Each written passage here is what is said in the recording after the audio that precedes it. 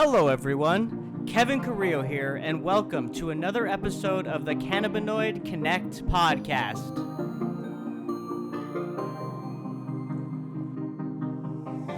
My guest today is Anthony Coniglio, CEO of NewLake Capital.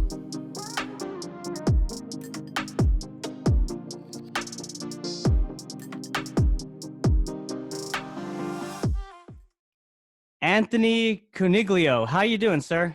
I'm doing fantastic. How are you doing today, Kevin?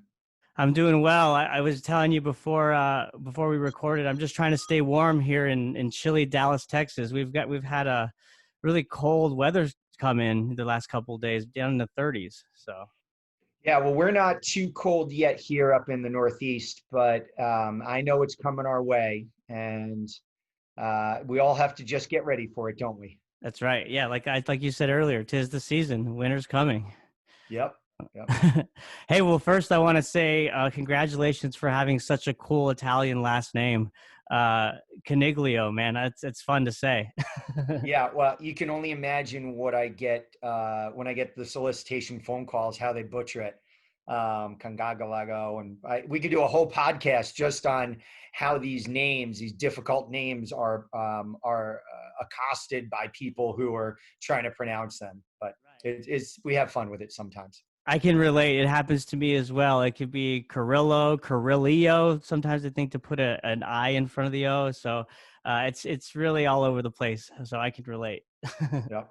Yep. Such is the life. Yes. Well, hey, for those listening, I have Anthony Coniglio on, and he's the CEO of NewLake Capital. NewLake Capital is a cannabis real estate investment vehicle that has tenants across the supply chain in the U.S., including cultivation, manufacturing, and retail. So, Anthony, it's obvious that there's a real estate problem as it relates to the cannabis industry, and that's leasable space. So before we dive into how NewLake Capital is addressing this issue, let's first allow the audience to get the opportunity to hear from you and your background. Sure. Well, I like long walks on the beach, margaritas at sunset. Oh, you don't know. That's a different podcast.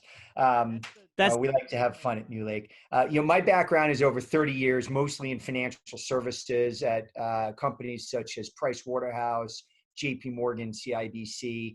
I started and ran a residential mortgage company prior to getting involved in this business a couple of years ago. And what we're really trying to do at NewLake is bring institutionally oriented capital to the cannabis industry. And we know that due to the federal classification of cannabis, it really has been an inhibitor to traditional real estate capital providers in general, but also real estate capital providers coming into the industry. And so what we're trying to solve for the industry is to provide that growth capital that goes into a meaningful asset and a very large asset in many cases, such as real estate. Mm-hmm. And yeah, so just to dive a little bit deeper in that, I mean, for those listening, there's a clear challenge when it comes to banking laws as it relates to the cannabis industry.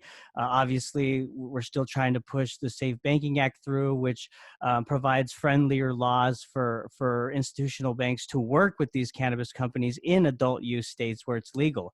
But also the problem, like I touched on earlier, was this leasable space challenge when it relates to real estate in the cannabis industry, because there's a lot of hesitation from these people to lease to these companies because they're worried about the financial institutions pulling the plug. Is that right? Yeah, that's absolutely right. We hear time and again of examples where a landlord has a challenge from their bank when they seek to lease to a cannabis operator. Let me back up and explain that a little bit for the listeners. Most real estate owners, when they lease their property, in order to enhance the returns from that real estate, they borrow money. So they take a mortgage out on the real estate and they use that capital to finance the acquisition, and then they lease it out to a restaurant or a store or a retail store or even an industrial business, what may. And so that leverage is really important to getting their desired return on their capital. Within that leverage, within that debt agreement, there is a promise that the landlord will not lease that property to anybody that is operating an illegal business out of that. And the reason the banks have that clause in there is because the federal government, if you're doing that, if you're leasing to an illegal business, the federal government can come in and can seize the property from the owner. And so the bank says, that's my collateral. I don't want that to happen. And so this very innocuous, plain clause that's in every debt agreement I've ever seen, and I think just about everyone out there, nobody ever paid attention to. But then comes along the state legal cannabis business. And again, as I said, we have heard story after story after story where landlord forgets about this little clause, leases out space to a cannabis operator, and then sends in the rent roll to the bank, as they do on a regular reporting basis, only to have the bank say, you have 30 days to get them out. Otherwise, we're pulling our credit and you have to repay. So that's a real issue for landlords at this point in time. Mm-hmm. And that's really kind of inhibited growth within the industry, right? Because of that hesitation. It's a risk for some of these landlords. Absolutely right. And what it's forced the cannabis operators to have to use their precious capital to secure real estate. And if you think about it, it's hard enough to raise capital in this sector, let alone having to take that capital and invest it in a hard asset like real estate that won't generate returns for the investors the way investing that capital would generate returns, either in acquiring licenses or building out capacity or expanding their business and developing brands, as some examples. Hmm. Well, so let's talk, about how NewLake Capital is addressing this issue and this sale leaseback model that y'all are doing to address liquidity and capital. Why don't you talk a little bit about that sale leaseback? Yes, I first would say that this is not a transaction that is unique to the cannabis industry. These are transactions that are used in regular way industries. So some of the larger companies that do sell leaseback would be Walgreens or CVS, FedEx, Home Depot. Think of any large retailer or large industrial organization that has a significant distributed real estate portfolio. And for those companies, you look at a Walgreens or you look at a FedEx or a Home Depot, they could very easily get mortgage financing for real estate. But what those companies recognize is it's not a good use of their investors' capital to invest that money and that capital into a hard asset like real estate. Instead, they let real estate companies own that real estate and they lease it on a long-term basis. And so all we're doing is taking that technology that's been tried and true and applying it into this sector. So for an operator, what does it mean? What it means is no change to their business. If they own the property today, we purchase it, that's the sale part, and then we immediately lease it back to them over a 15, 20-year period, depending on the type of property. No disruption to their business whatsoever. If they don't own the property today, but they've identified a property that they'd like to be in and they can only secure it by buying it, we will often step in and step into their shoes into the purchase agreement. We'll acquire it on their behalf and immediately enter into a long-term lease with them. And so it's a way for our tenants to really gain access to non-dilutive capital that allows them to expand their business. And so when we talk about the risk that the landlord it takes on or decides not to take on because of that federal regulations and cannabis being a Schedule One, like how is New Lake Capital differentiating itself and not avoiding those risks? Like how are y'all different? We have raised our capital on the basis that we will only use our equity to acquire these properties. We are not seeking leverage at this time. While we are seeking leverage from some local banks for some of our properties, we didn't promise our investors that they'd get what's called a levered return. And so all of our purchases to date have been with equity. Got you. Okay, that makes sense. And so let's talk about the commercial real estate landscape overall, right? And how confident are investors when they're looking to the cannabis industry as it relates to commercial real estate? Um, we have almost 200 investors at NewLake. We've been working very hard over the last 2 years to develop those relationships and raise over $100 million of capital. And I should say we own 20 properties today across 8 states with some of the leading tenants in the industry. Some of the leading operators in the industry as our tenants, names like Columbia Care, Curaleaf, PurePen, which is a Pennsylvania operator, recently announced they'd be acquired by TrueLeave, as well as PharmaCann is another tenant. And we're seeking to expand our tenant roster today as we have some remaining capital, and we're raising capital all the time. But to come back to your question, the way we're trying to differentiate is provide institutionally oriented capital to the sector and for our investors to gain confidence that they know that we have the ability to make credit decisions about the counterparties that we're entering into these long-term contracts with. Because go back to what I said earlier, 15-year lease, 20-year lease, that is a very long relationship to have with a company.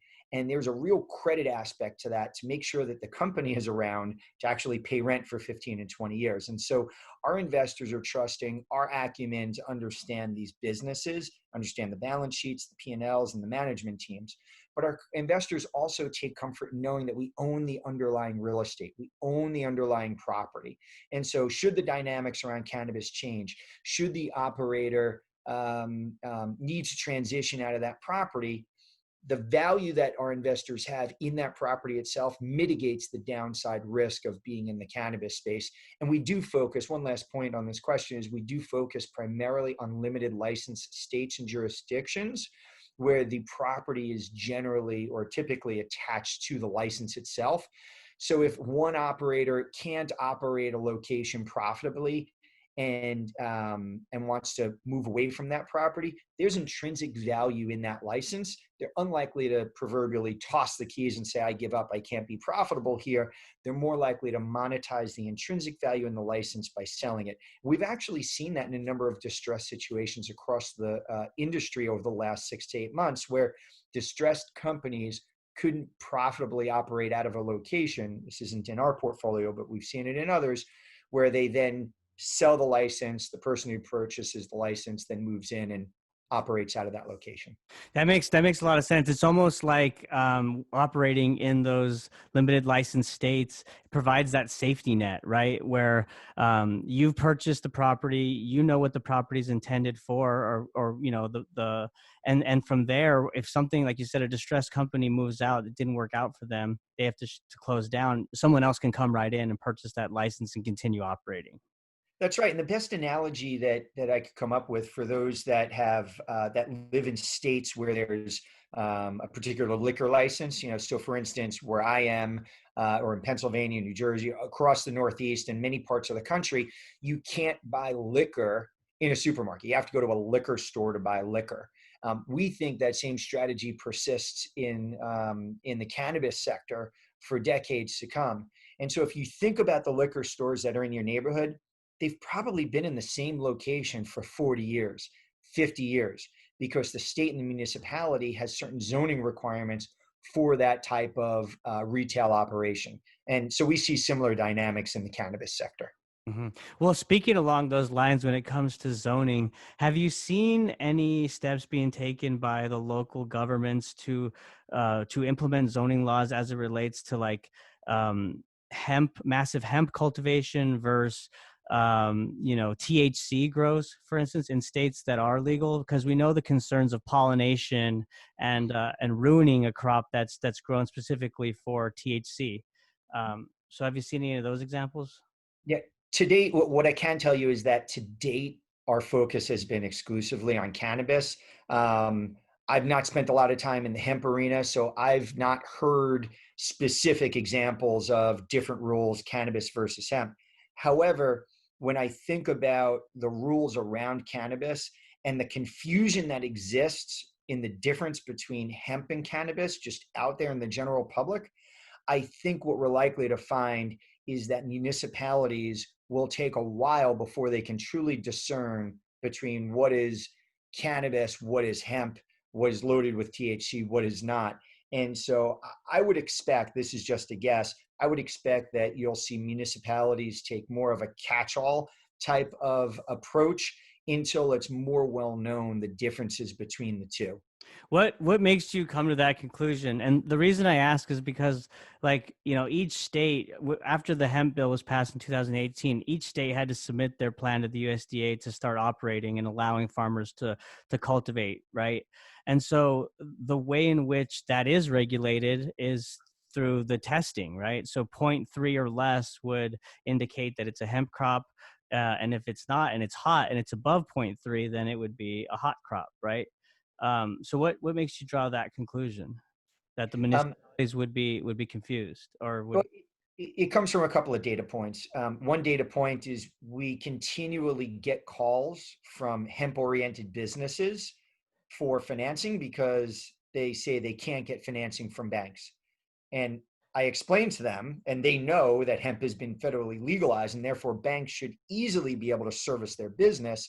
But yet, as they traffic around to the banks, many of the banks just aren't aware. And if they are aware or they become aware, I don't want to say it hasn't registered with acceptance, but I guess from a regulatory perspective, they haven't received the all clear from their regulators, the banking regulators. And from the regulators' perspective, the regulators, like we all live in this sector, right? The banking regulators don't live in this sector. The banking regulators are living in the banking world. And so they're not paying attention to hemp specific banking or cannabis specific banking that would come up where there's a directive saying, okay, go focus on hemp. And so that's part of it. And then also when we talk to municipalities and we understand how they're approaching cannabis, it's just the perspective that we have that many of those municipalities don't have the staff in order to have the sophisticated understanding of the industry. So there's a tremendous amount, I know a lot of the operators you have on, I probably agree with this, there's a tremendous amount of education that's going on at the local level. Now, my last point on this topic would be, not that we can't keep talking about it, but the last point I wanted to make here in this segment would be to say, in those areas where there's a lot of hemp farming, yes, for sure, I think the municipalities have dug in to really understand because it's a vital component of the overall economics of their region. But other places where it's maybe ancillary, I would venture to guess they're not as sophisticated in their knowledge of it. Yeah, no, that's totally fair. I agree with what you're saying, and I think it all kind of also stems from the lack of open communication or even collaboration within these interdepartmental government agencies, right? Where you have the president, the administration passing the farm bill in 2018, and then you have the FDA who we're still waiting on guidelines, in terms of how we can message and talk about CBD as a dietary supplement or whatever, right? So Right. I agree with what you're saying, and it's really not the fault of the municipalities because that lack in education, when it's not there because the government's not even talking internally. So Right. And also the lack of, you mentioned testing, the lack of uniformity in testing, right? I've heard many stories about one state uses one type of test, another state uses another type of test, or even if they use the same test, maybe they're testing at different points in that value chain. So there's been a lot of, I think, confusion about it, and even confusion coming out of, I think it was the DEA recently announced some guidance on testing and when you can test and what can be transported. So it's still an evolving landscape. yeah. Yeah, we definitely need to have that 30,000-foot view. Someone needs to just at the top go, okay, wait, hold on. You guys are doing this. You need to talk. You need to talk together. You need because we're all just scrambling on the same level. And it's we're all trying to get after the same thing, it seems like, but it's just taking a little while to get there. But to pivot, let's talk a little bit about this idea of franchising cannabis, right? What's your take on franchising, and is this the future of retail? Um, I am not a franchising expert, and I probably won't make any friends with what I'm about to say, but sometimes I'm opinionated. My, I think it's limited opportunity, quite frankly. Um, when I think about franchising, like just think about the very common successful franchises that are out there. What do you get as that franchisee when you pay money to buy in to the franchise, and then you share a portion of your revenue or profits to the franchisor. So what do you get for that? Well, if you buy a McDonald's franchise or Burger King franchise, or you could go on and on. Those franchises come with brand recognition. They come with supply chain, a very well developed and reliable supply chain. They come with training. They sometimes come with financing, franchise financing that's in place. So you can see there's a tremendous amount of value that is generated to the franchisee in order to ensure that the business is successful, is profitable, and generates cash flow. When I look at this industry, I don't yet see a brand that can be successfully applied across the country, right? Yes, you have some brands within a particular state, and so maybe there's somebody in a state that could franchise their name to somebody within that state. But I don't think we yet see that massive brand. I think at the MSO level, we're starting to see some recognition, but very, very, very early, I think in the context of where there's value around franchises, right? You can even look at some of the fitness franchises that are also in my head in terms of that branding. That's number one. Number two, from a supply chain perspective, given the individual state ecosystems that are required, you don't get any benefit from a centralized supply chain. And so therefore, who is developing that in-state supply chain? And if it's somebody who's already in the state that you could tap into their supply chain, okay, yes, I could see value. But somebody that is providing franchising, I'm putting that in air quotes, franchising for people across the country, I find it hard, and I've yet to see, again, I'm no expert, but I've yet to see folks that can demonstrate that they actually are providing that well-developed and reliable supply chain. And then from a retailing perspective, my observation thus far is that what it takes to be successful in retailing in Northern California versus Colorado versus Illinois, Pennsylvania, Florida, right now, it looks like while there's some common elements, there very much are regional differences in buying patterns and what drives success.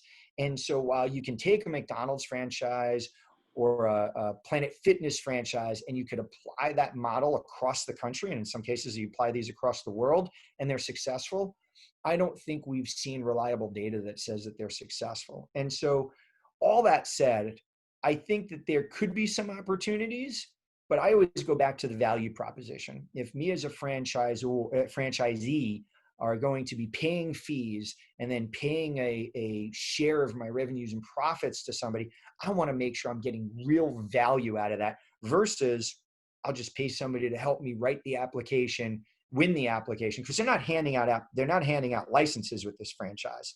Right? You still have to go get your own license, right? They'll help you apply. But so I look at it more as almost a consulting agreement. They're helping you get in business, but I could go on and on. But I think it's going to be a while yet before we really see the value proposition in place in order to drive significant franchise opportunities. Mm-hmm.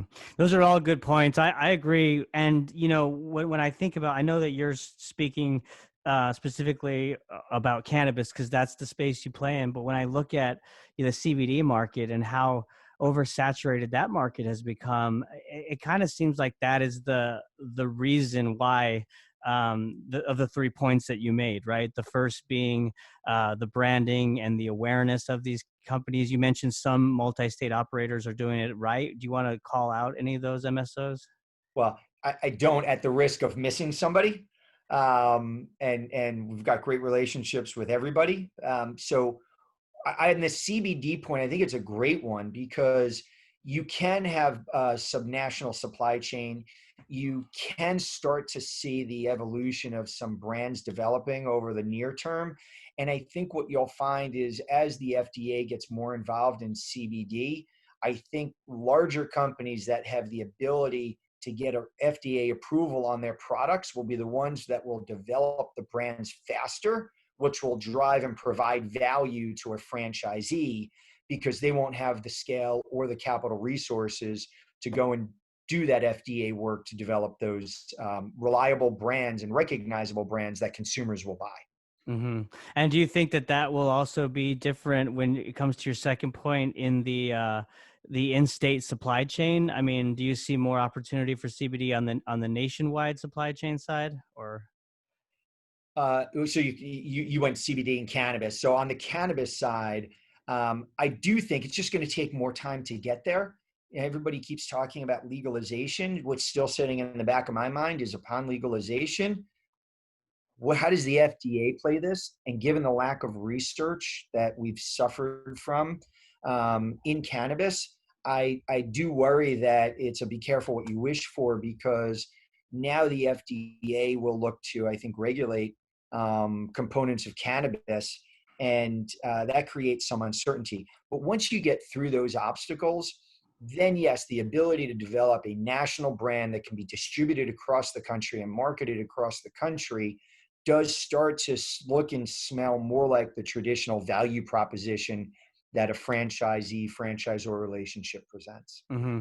And I mean, I like the point that you made, the way you put it about it's going to, at first, your view is it's first going to start out as kind of like consulting, right? Where you're kind of helping and coaching these companies walk through their business operations, their marketing, their branding. And I'm seeing that because, again, going back to us waiting for consumer oversight from the FDA, a lot of these brands, especially within the marketing side, social media, they're kind of all over the place, and there's not really much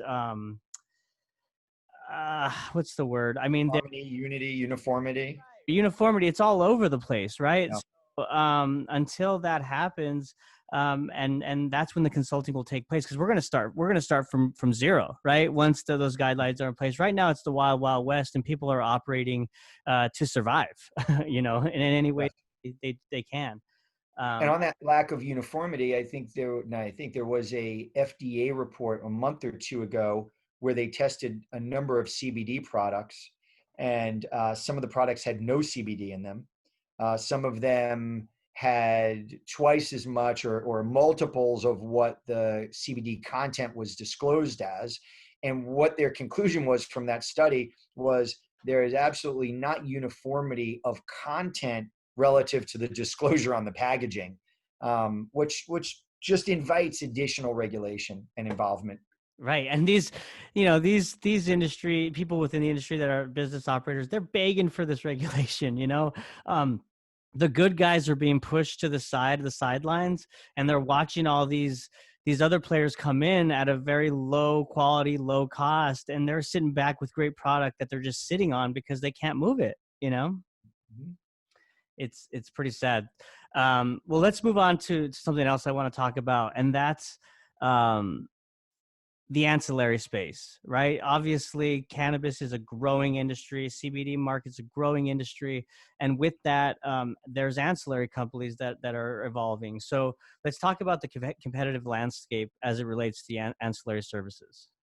Yeah, so we're considered an ancillary business, and first, what I would say is there's this great phrase about the gold rush from the 1800s that there were many prospectors that went out. It's a great analogy for cannabis, right? Gold rush, green rush. Many prospectors headed out west, north of San Francisco, to find gold.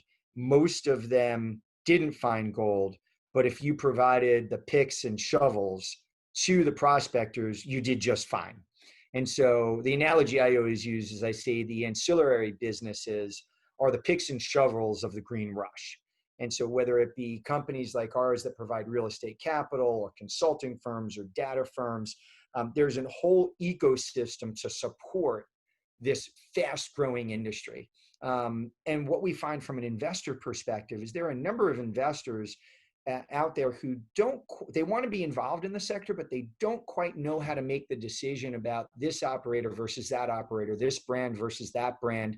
And so they find it a little bit more comforting to invest in a business that's serving multiple operators and multiple brands, whether it be through technology or capital providing or consulting services. And so we have seen over the last 2 years this ecosystem swirling around the cannabis industry, these ancillary businesses crop up, pun Mm, intended. got you. Okay. Yeah. And I guess any that you're looking at from an investment standpoint, or any that are currently in your portfolio like to talk about? Our portfolio is focused entirely on operators. Of the 20 properties we have today, we have 16 dispensaries and 4 cultivation and manufacturing facilities. And so we'll stay focused on that sector because they tend to have the largest need for real estate capital, whereas the consulting firms and the data firms, they tend not to need such a large footprint of real estate.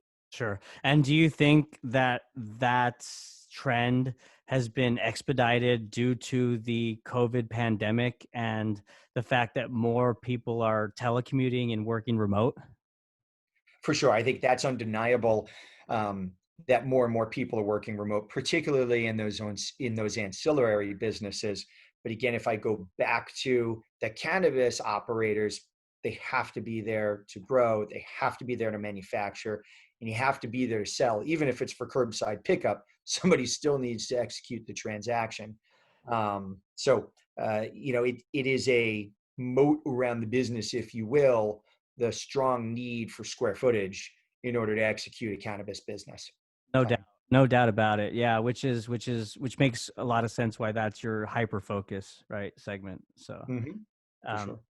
well, so what's really exciting is I think today, actually, I posted on the Cannabinoid Connect social media, is the governor of New Jersey talking about him being ready for cannabis legalization. We've heard Governor Cuomo of New York talk about him committing to legalizing cannabis in New York. So, what's next for this East Coast expansion, and what does the future look like? Yeah, we think that New Jersey is really, this vote is really a tipping point for the Northeast. When you think about the population center in what's called the tri-state area, New York, New Jersey, and Connecticut, it's really called a megalopolis, right? There's so many millions of people in that area. It's a massive market opportunity. And if you go back about a year ago, there was an actual cannabis summit between New York, New Jersey, and Connecticut, which is that tri-state area, where the 3 governors got together for the sole purpose of talking about cannabis. And what they committed there was that they would harmonize their cannabis policy. And anybody that's familiar with the borders between New York, New Jersey, and Connecticut and the proximity to New York City, there is a lot of travel that occurs across state lines and on a very regular basis. And so what New York and Connecticut are worried about is the interstate transportation of cannabis, which is a federal offense, out of New Jersey once New Jersey goes recreational, right? All 3 states have a medical program today. With the referendum getting approved, which we expect it will next week, that certainly starts New Jersey on the process of getting that recreational or adult use market in place. We think that then brings New York and Connecticut to the table. We then think that Pennsylvania also gets sucked into the process at one point. And so we do expect that over the next couple of years, you'll see regulation occur, and we think it's going to be harmonized amongst New York, New Jersey, and Connecticut. No one's going to want to lose out on the tax revenue for sure. So we think it'll be harmonized. We also think legalization will happen in Pennsylvania for adult use. Just not sure if it'll be as harmonized amongst those other 3 states. So we really see this as being a big domino that will fall in New Jersey, setting off a chain reaction in some of those surrounding states and unlocking what is arguably one of the larger cannabis markets in the US, if not the largest. Hmm. Yeah, I think we're seeing the same thing play out or potentially play out in Arizona, also in the Southwest, right? Uh, that state is also up for adult use this November, and Yes. I think that you're right. I had Louis Lujan, who is a governmental lobbyist in Arizona, and he was talking about the same thing, this domino effect, where these neighboring states are not going to want to lose out on the tax revenue that they're seeing Arizona bring in after they pass this. Yes. Yes. Totally agree. Totally agree. And hopefully that's the trend, and that continues to be the trend nationwide, because if the federal government doesn't act on removing the Schedule 1, then hopefully these states can overturn the federal government's regulations.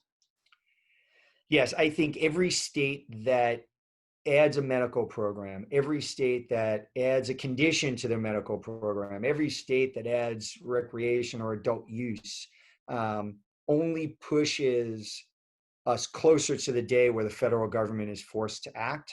there are very few things, particularly at the time that we're recording this, a week ahead of the US election, there are very few things in the United States where you can find 70 or 80% of the people agreeing on something. Maybe that many people would agree that we really have a partisan environment in our politics today. Maybe we could all agree on that.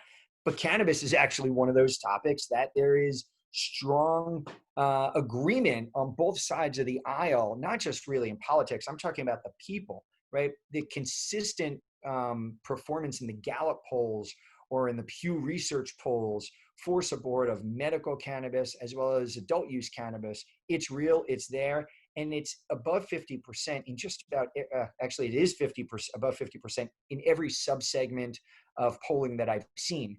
And so I do think that the will of the people is there.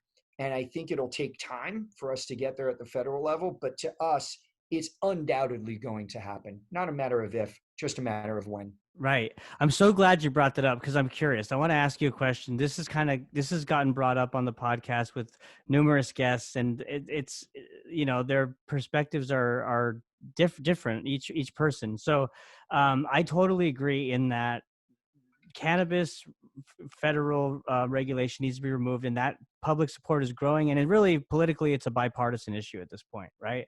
But when we see when we see the HEROES Act and we see these COVID relief stimulus packages where they're baking in legislation like the Safe Banking Act and other things, while of course we want that legislation to pass, in my view, I almost think it's a detriment to the industry because they're politicizing those issues when I believe they could stand on their own. So I'm curious to hear what you think about that. I agree with you. I think it is allowing the issue to be politicized. It could stand on its own. However, on its own, again, I go back to what I said a little earlier, we all think about this industry every day because we're in it. At the national level, this is not an issue. I mean, let me say that again. It is an issue, but this isn't a single issue. This isn't a single issue that will get people to act just on this and exert political capital to get it done. I hear you and I agree with that. But like if we look at the 1930s, right, when we're getting out of the Great Depression, and prohibition was kind of that catalyst to get us out of that economic distress. Do you think that because of our specific situation with the pandemic that people may look to cannabis as a major issue that could really help us in that way? I think people will try. I'm a little less convinced that it'll happen because I just don't think the economics are there, given the size of the deficits that we have. There are much bigger issues that need to be tackled, I believe, in the next administration, whether that is the existing administration that stays in office or whether it's the new administration that comes in. So I think there are bigger fish to fry, so to speak. I do think it has its place and it has its part in it, but we also have to remember that there's a bigger issue here. Right? We went back and we studied where the legislation came from, and the CSA, or the Controlled Substances Act, is really our implementing legislation as a country of an international treaty that we're part of, and that is called the Single Convention. And we did a lot of work around this to really understand if we change our rules at the federal level the way Canada did, Canada is in violation of their treaty that they're part of, which is the Single Convention. And yes, you can do that, but there are issues and there are consequences of it. So the Single Convention is ruled at the United Nations and it's governed by the WHO. And the WHO has been studying cannabis over the last couple of years. And there have been proposals for the WHO to deschedule cannabis within the Single Convention, which then impacts our implementing legislation. I'm going to leave that legal stuff there, but I go through that to just say it's not as easy as people want it to be, which is flip a switch and just change the rule. There's a cascading impact of those actions that I think require careful thought if you want real lasting change. And lasting change from administration to administration to administration.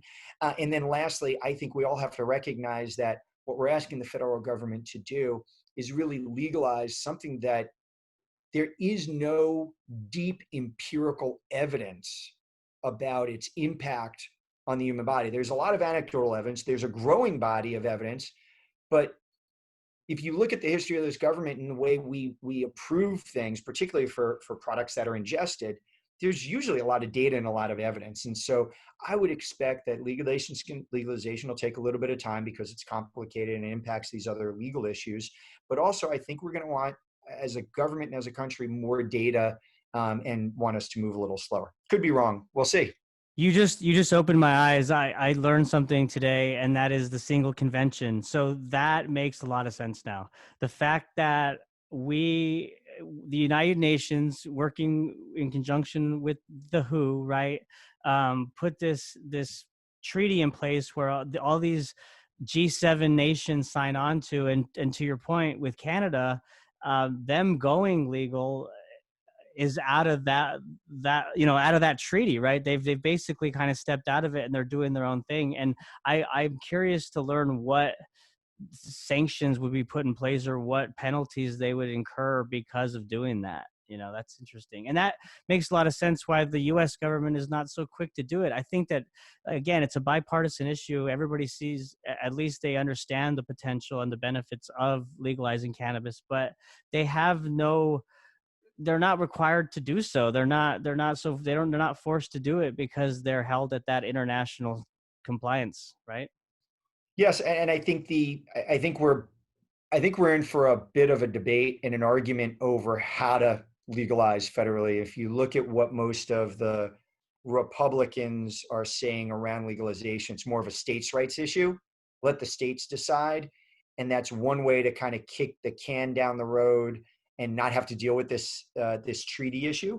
You look at the other side, they want a comprehensive package that includes social reforms and social justice.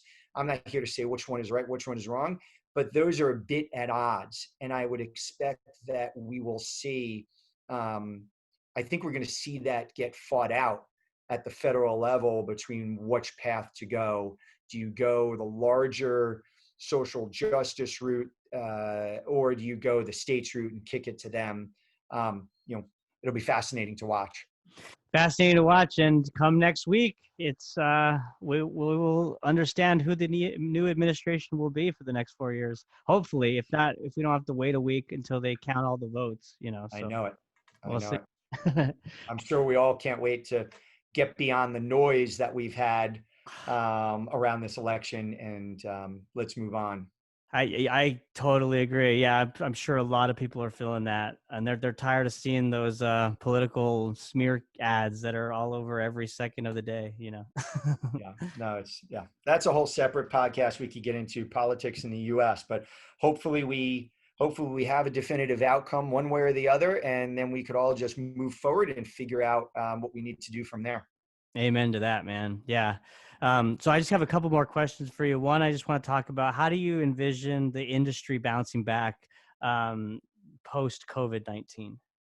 I'm so happy you asked it, because I've been so impressed by this industry and how they have responded to their communities and their customers in the wake of COVID-19. And I think I think the industry really did itself a favor in responding so responsibly and executing so well in coordination with their state regulators, that I think the industry really has elevated its image. I think the essential designation is a real shot in the arm for the industry, not just from an economic perspective to stay open, but also from an image perspective. To be able to be classified with a pharmacy really identifies cannabis as a medicine. And I think really hammers home, for anybody that was out there doubting, really hammers home the impact that cannabis can have on people who are in pain, whatever that pain may be. So I think that's great. And I think it bodes well for the future.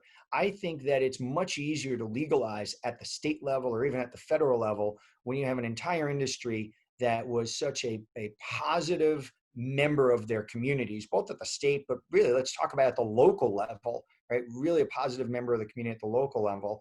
Then let's also talk about the jobs impact, right? In this world where so many people are suffering so much from COVID, not just from the illness itself, but from the economic impact of losing their jobs. That's impacting states as well, and it's impacting communities. And this industry's ability to grow through this, to employ people, to keep people employed, to grow their businesses and add people to the payroll just improves the local outcomes in terms of employment revenue and economic growth, but also in terms of payroll taxes, income taxes, you name it. So I am so excited for what the future holds for this industry. And I think COVID is a real transformative moment. I think we'll look back in a few years and we'll say COVID was the opportunity for this industry to mature in 9 months what would have taken it probably 5 to 9 years in terms of maturity and acceptance. Right. And it goes along the lines of that, what you said about image, right? I mean, it just kind of elevated the credibility and legitimacy of this industry as these business operators and anybody involved just kind of stepped up to the plate, right? I mean, it was a Responsible member of the community. absolutely. Yes, I totally agree. And that was very well said. Um, so speaking of post-COVID and future outlook, what is NewLake Capital's long-term vision in the cannabis industry? We think, the World Series is on. So let's use a baseball analogy. People like using sports analogies. Some people say we're in the first inning. Some people will say we're in the second inning. I'm not sure we even came out of the dugout yet.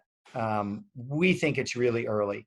We think that the addition, with only 11 states recreational today, and with the referendums that are happening and the additional states that will come on and the additional states for medicinal and then federal legalization, and even in the states where you have where you have adult use, you look at the penetration rate and you could just see very easily and very quickly the growth for this industry once you have that the adult use, once you have better trends in developing brands and brand recognition, once you can expand advertising. So I think that there's massive, massive growth, unlike anything we've really seen. Some people I've heard say compare it to the iPhone. I don't know if it'll be as prolific as the iPhone, but it certainly is going to be one of the fastest growing industries over the next decade. And we're really excited to be part of it. Hmm. Yeah, absolutely. It's just exciting to see what the future holds, and I agree with you. I think we're at the forefront of this industry. We haven't even gotten out of the dugout yet, and there's so many exciting things that are going to happen. And so, as things evolve, Anthony, I'd love to have you on again to just kind of hear what NewLake Capital is up to, what new investments y'all are making, and how you're helping push this industry forward. Thank you, Kevin. I really enjoyed it. This has been a lot of fun. Would love to come back and, we'll compare notes in the future. Let's do it, man. Yeah. And everybody, thank you so much for listening, and we'll talk to you next time. Bye.